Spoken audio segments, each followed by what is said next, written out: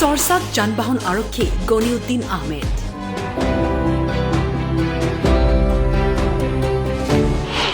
এক বিশেষ কামৰ বাবেই চৰ্চা তেওঁক লৈ।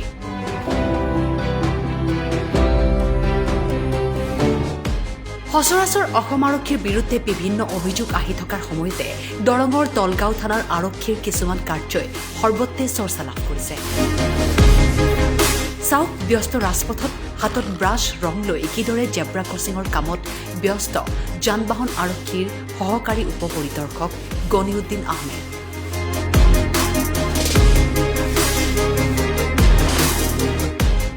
তেওঁক সহযোগ কৰিছে থানাৰেই সকলো যান-বাহন আৰক্ষীয়ে।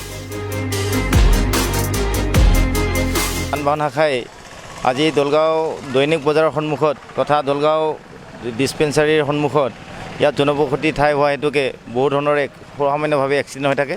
সেয়ে আমি আজি দলগাঁও থানাৰ যান-বাহন শাখাই আমি ইয়াতে জেব্ৰা ক্ৰছিং ব্যৱস্থা কৰিছোঁ। ইয়াৰ আগতে PWD কোৱা হৈছিল যদিও তেওঁলোকে কোনো ধৰণৰ ব্যৱস্থা গ্ৰহণ কৰা নাই। সেয়ে আমি আজি দুৰ্ঘটনা প্ৰতিৰোধ কৰিবৰ কাৰণে আমি আজি ইয়াতে জেব্ৰা ক্ৰছিং ব্যৱস্থা কৰিছোঁ। দলগাঁৱৰ বিভিন্ন স্থানত ৰাষ্ট্ৰীয় ঘাইপথ দুৰ্ঘটনা ৰোধ কৰিবলৈ আৰক্ষীয়ে গড়কাপ্তানি বিভাগৰ সৈতে যোগাযোগ কৰি কোনো সঁহাৰি নাপাই অৱশেষত নিজেই লাগিলে হাতে কামে।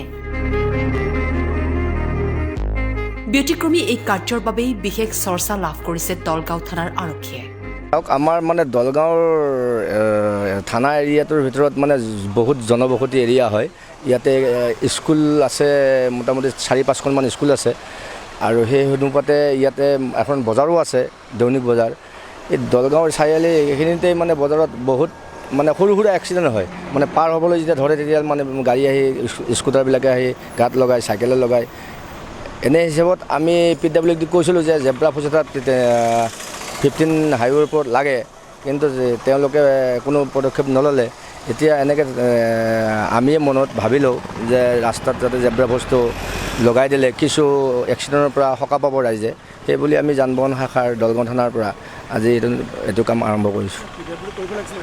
PWD কৰিব লাগিছিলে, PWD কাম হয়, কিন্তু তেওঁলোকক আমি জনোৱাও হৈছিলে। এতিয়া নকৰিলেতো আমিও আৰু প্ৰশাসনৰ আমি কৰি দিলোঁ আজি, আৰু আমি মনত ভাবিলোঁ। দলগাঁৱৰ পৰা ঋষি দাসৰ প্ৰতিবেদন, time8।